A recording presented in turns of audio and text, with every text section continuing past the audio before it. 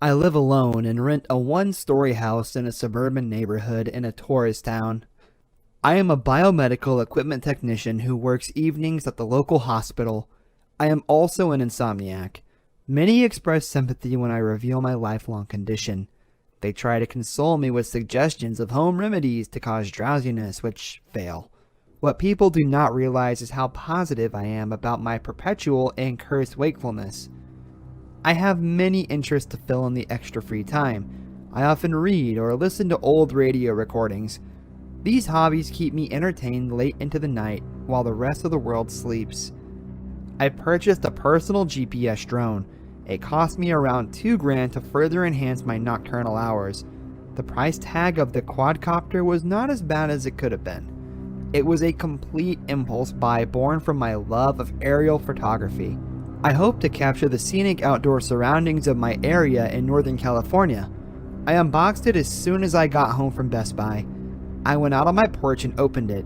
One of my neighbors on his routine jog, Sam McKellar, saw me and waved.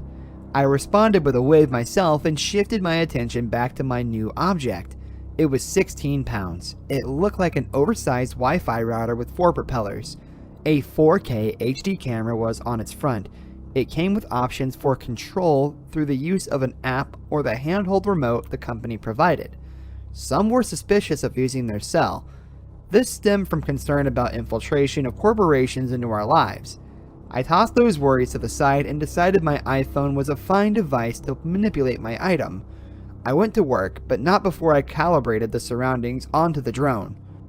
I went into my backyard after midnight once work was over. The drone was on the charger in the garage during the entirety of my shift. I placed it on the grass and perused some of the instructions with a pen light. It could reach an altitude of over 3,000 feet. I hit a switch to activate its night vision capacity before I made it hover in the air. Once I guided it above my property, I felt a certain excitement I had never experienced before. After all, I was about to see the place I lived in from a new vantage point. It resembled a mere box in a row of them dotted with verdant square lawns on the live feed. I glided it all over the neighborhood. Within 15 minutes, saw something alarming. Mr. and Miss McKellar lived a block away from me, and yet that night the man's old Honda was not in the driveway. He may have been away on business. I knew he was in sales and did have to travel on occasion. A teal truck pulled in front of the garage and parked. A young man with slicked back hair hopped out and went up to the door and knocked. The wife answered in a bathrobe. They embraced and he walked in. I had captured an act of infidelity, one of my neighbors no less, within the first half hour of owning the thing. They must have an open relationship, I reasoned. I made an effort to not get too involved in my own hypothetical scenarios. I shrugged off the incident and kept exploring the streets around me. I went to bed that night happy with my newfound activity. My lack of talent would never land me gigs as a full-time photographer. Still, I was happy to make it a normal part of my routine, a mild obsession to hack at the demon known as sleeplessness. Over the next few weeks, it would become what I would look forward to the most. I saw strange things one night. 4 pale individuals stood on the front lawn of a 4-story domicile in my neighborhood. They wore billowing white gowns which fluttered in the wind. Their mouths hung open. Curiosity got the better of me. I brought my device closer to them, a maneuver not recommended by most operators. An overt violation of privacy or blatant spying would cause the drone to get flagged. It would shut down per regulation set forth by the Federal Aviation Administration. They had many rules. I had to know who these people were and what they were doing out at such an unusual hour. Yes, I am aware of my hypocrisy in that regard. One of them had bloodstains on the front of his bone-white suit. When he saw the drone, they peered upwards at it in unison before they vanished. The group had degenerated faster than they appeared. This event may seem unusual to the layperson, but I had not slept in 6 days. Hallucinations via sleep deprivation psychosis is common in my life. I dismissed it as another unreal conjuring of my disorder. I will leave it up to you to agree with me or not. I sent the drone half a mile down past the highway and towards a museum. I saw a man stagger in its parking lot. At first, I thought he was a drunkard ejected from a recently closed bar across the street. On further inspection, I saw how his head hung to the side in an unnatural way. It was though his neck had snapped. He fell to the ground and dissipated before he could reach a winding sidewalk next to a library. On a bike trail behind the historical building stood another person. She held her arms above her head and sprinted towards the drone. Her feet lifted off the ground. Her body parts fell off one by one and vanished into a fleeting mist. I would have sworn I heard her shriek through my phone speaker. I decided it was time to retire for the night and try to go to bed. I knew slumber would elude me after my visual of these ethereal apparitions. I brought the drone back past the McKellar household. The stranger's truck parked there once more, and I knew Sam was not home again. The same young man with the slicked back hair walked out and reached into his pocket. He pulled out a cigarette and took a puff before he looked and saw the drone. I had it stay in one place a bit too long. The man went into his inner coat pocket and brought out a pistol. He aimed it at the camera and squeezed the trigger. I moved the drone out of the way, and the fact that he was a terrible shot helped.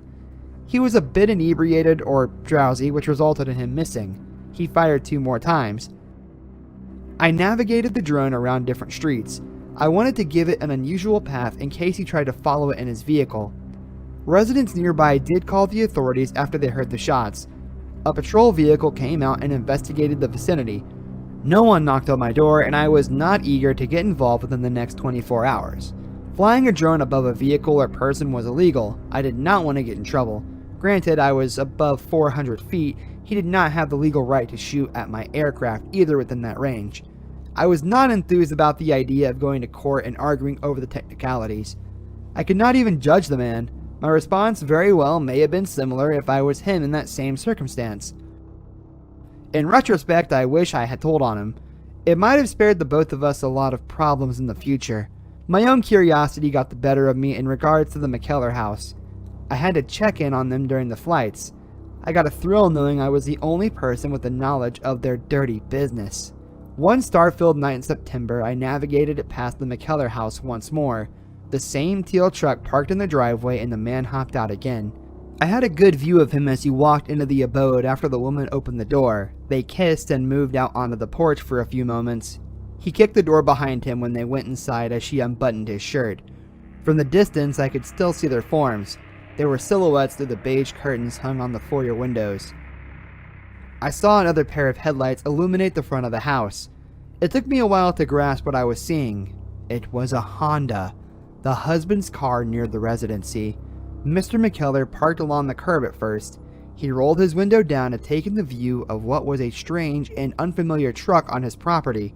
He drove the car behind the truck to make sure the man would not be able to flee. Sam McKellar stepped onto the concrete concourse which led to his house. He had a wrinkled gray business suit. He had a loose tie. He grabbed and yanked off as though it was a heavy burden. He tossed it into the bushes as he fumbled for his house keys and entered the threshold. Even from my elevation, I could see how he took careful steps to maintain silence. Sam went into the garage and walked out with items in both of his hands. In his right, he held an axe with the blade turned downwards. In his left, he had a canister of gasoline. He set both of these things down on the outdoor blanket at the foot of the door. He fumbled for his keys before he twisted the knob and learned it was already unlocked. He picked up the objects again. When he walked in, I moved the drone to the side of the house. I had an angle past a neighbor's brick chimney. Sam moved upstairs to their master bedroom. Their curtains were open. The couple made love as Sam barged in. He swung the flat side of the blade at the wife's face and knocked her out. As she slumped to the ground between the mattress and the nightstand, the other man tried to leap out of bed. He made a dash for the window and tried to jump out. Sam pursued him with 2 bounding steps. The blade sunk into the man's back as a jettison of blood soaked the front of Sam's shirt. He lifted the axe out again and heaved it into the man's spine before he twisted the handle. He reached behind him to grab the fuel and he doused the man in the flammable liquid. His wife came too. She stood and looked around dazed. She grabbed the lamp and swung it at Sam's face. A handful of cracked glass went into his mouth, eyes, and nose.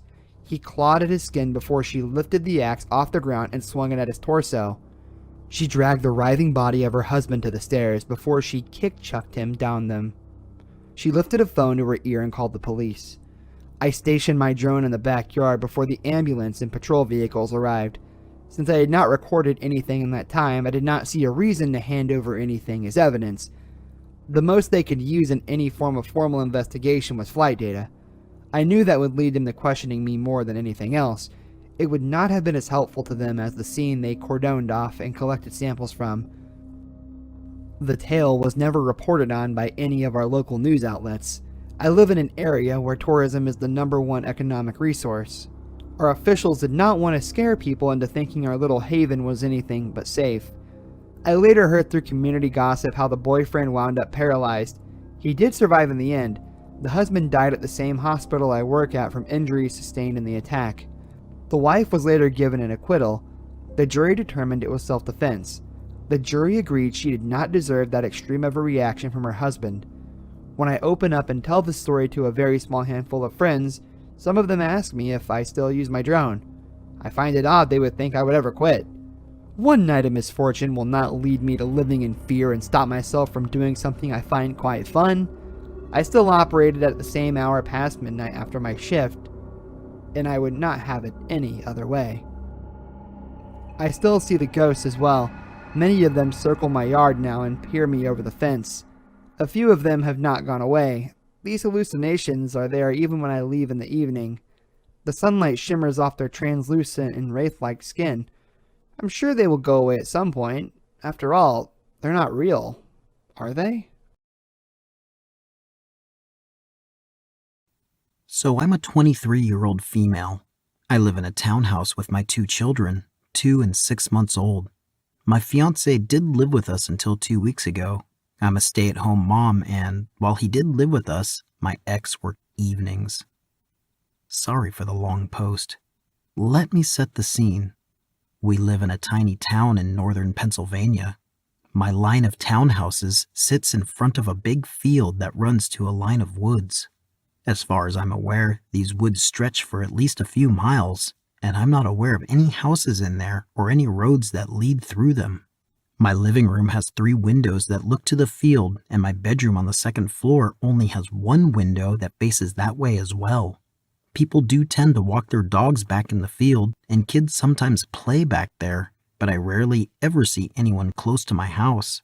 For that reason, I tend to leave my blinds and curtains open because I guess I just enjoy the view. So in July of 2019, I was laying in bed trying to fall asleep. All the lights were off, but I had my window and blinds open since it was so warm. I was looking out the window and I noticed small red and white lights just outside. I got up and looked to realize that the lights were coming from a drone. I ran downstairs to where my fiance of the time was sitting in the living room and ran to the window. I told him what I saw, but of course when he went to look, it was gone. I was paranoid that the drone could have had a camera on it and someone was watching me with it. I kept my blinds closed for a while after that. Fast forward to January of this year. I guess I stupidly got comfortable and assumed that whoever it was flying the drone was a one-time creep. My blinds were open and I had just gotten out of the shower.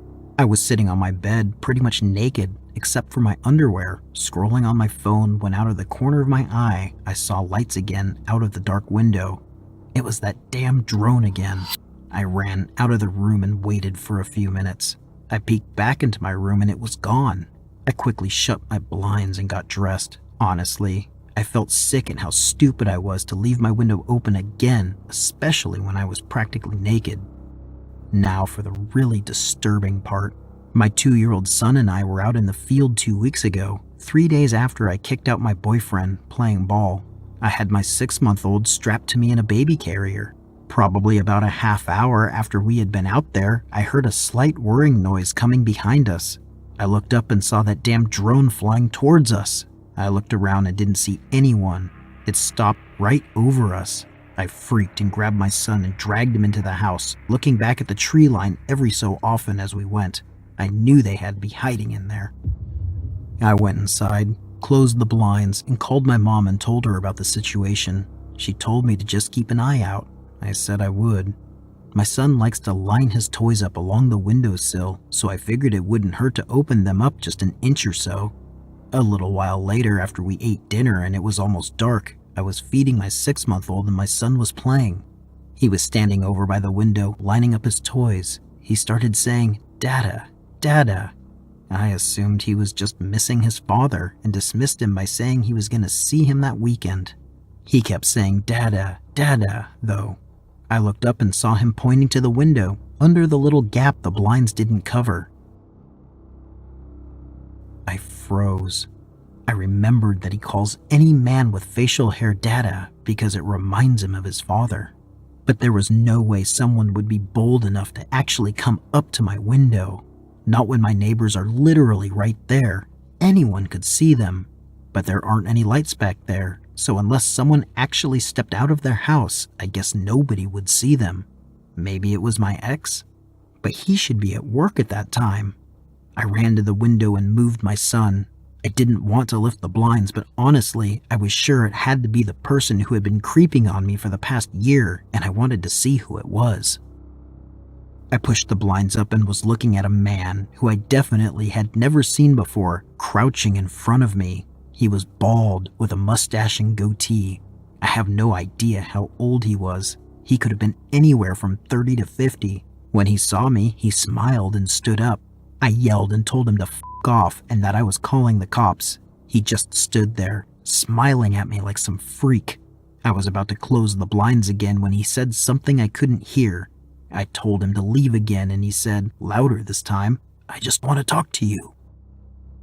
I shook my head no and yelled the same thing to him. He started slapping his hands on the window, yelling, "No, no, no," over and over. I grabbed my phone, scared he was going to try and break in. I dialed 911. My kids were crying from the yelling and I felt on the verge of tears.